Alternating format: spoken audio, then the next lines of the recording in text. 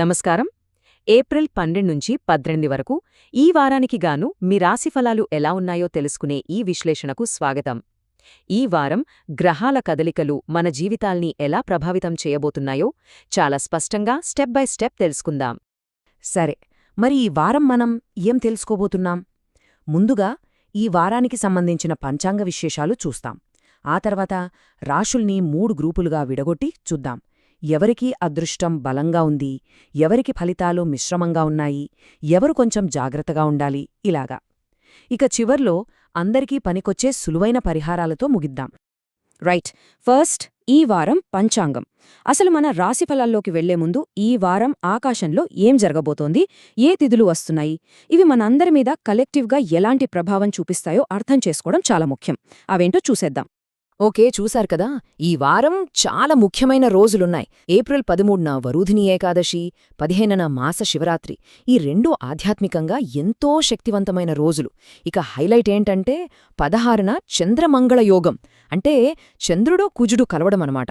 ఇది మనలో ధైర్యాన్ని, శక్తిని అమాంతం పెంచేస్తుంది. ఆ తర్వాత 17న అమావాస్య, 18న శంకర జయంతితో ఈ వారం ముగుస్తుంది. సో ఈ తిథులే ఈ వారానికి ఒక టోన్ సెట్ చేస్తాయన్నమాట. అండ్ ఇప్పుడు అందరూ ఎదురుచూసే సెక్షన్, అదృష్ట రాశులు. ఈ వారం ఏ రాశుల వారికి గ్రహాలు ఫుల్ సపోర్ట్ ఇస్తున్నాయో, ఎవరు అద్భుతమైన ఫలితాలు అందుకోబోతున్నారో చూసేద్దాం రండి. 7. ఈ నంబర్ చూడండి, ఇది మామూలు విషయం కాదు. వృషభ రాశివారికి ఏకంగా 7 గ్రహాలు అనుకూలంగా ఉన్నాయి. ఇది చాలా చాలా అరుదైన కాంబినేషన్. వాళ్ళకిది దాదాపు ఒక గోల్డెన్ వీక్ అని చెప్పొచ్చు. సరే, ఈ లక్కీ లిస్ట్లో టాప్లో ఉన్నది వృషభం ఇంకా తుల.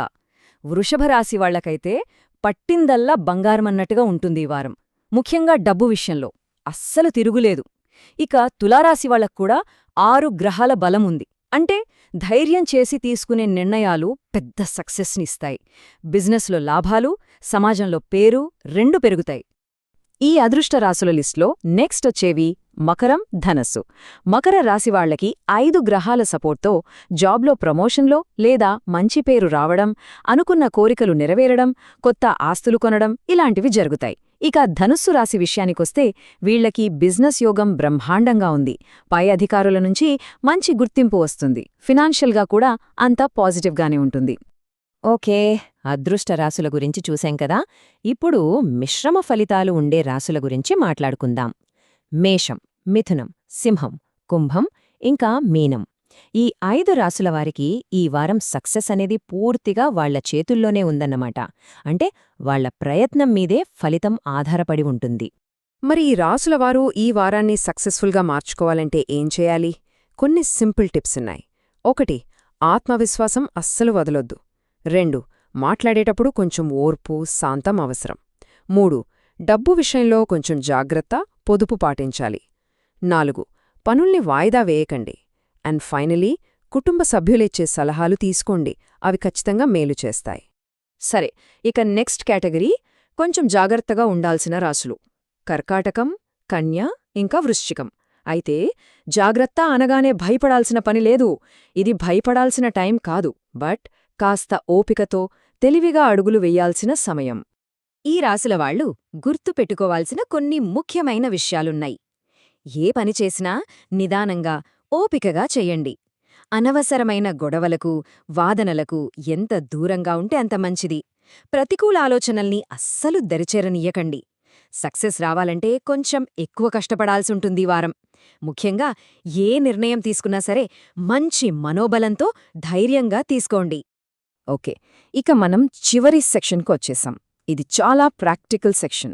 ఈ వారంలో ఉండే చిన్న చిన్న ప్రతికూల ప్రభావాలను తగ్గించుకుని శుభ ఫలితాలను పెంచుకోవడానికి మనం ఏం చేయాలో, ఆ పరిహారాలేంటో ఇప్పుడు చూద్దాం. రైట్, ఈ స్లైడ్ చాలా ఇంపార్టెంట్. దీన్ని ఈ వారం మొత్తానికి మీ పర్సనల్ గైడ్ అనుకోవచ్చు. కావాలంటే ఇక్కడ పాజ్ చేసి మీ రాశికి సంబంధించిన వివరాలు నోట్ చేసుకోండి. ప్రతి రాశికి ఏ పూజ చేయాలి, ఏ దానం చేస్తే మంచిది అనేది క్లియర్గా ఈ టేబుల్లో ఉంది. ఉదాహరణకి కర్కాటక రాశివాళ్లు నవగ్రహ శ్లోకాలు చదువుకుని నవధాన్యాలు దానం చేస్తే చాలా మంచిది. అదే వృషభం, తుల లాంటి అదృష్ట రాశుల వాళ్లు పెద్దగా దానాలు చెయ్యక్కర్లేదు. సింపుల్గా లక్ష్మీ ధ్యానం చేస్తే చాలు. సో ఈ టేబుల్ని ఈ వారానికి ఒక రెఫరెన్స్గా వాడుకోండి. సరే, ఇక ఈ విశ్లేషణను ఒక చిన్న ఆలోచనతో ముగిద్దాం. ఈ వారం మీ రాశికి చెప్పిన మార్గదర్శకాలను మీ జీవితంలో ఎలా అన్వయించుకుంటారు? గ్రహాలు మనకొక దారి చూపిస్తాయి, కాని నడవాల్సింది మనమే కదా. సో, ఈ సూచనలను పాటిస్తూ ఈ వారాన్ని మీకు అనుకూలంగా ఎలా మార్చుకుంటారో ఒక్కసారి ఆలోచించండి. వచ్చే వారం మరిన్ని విశేషాలతో మళ్ళీ కలుద్దాం. అంతవరకు సెలవు.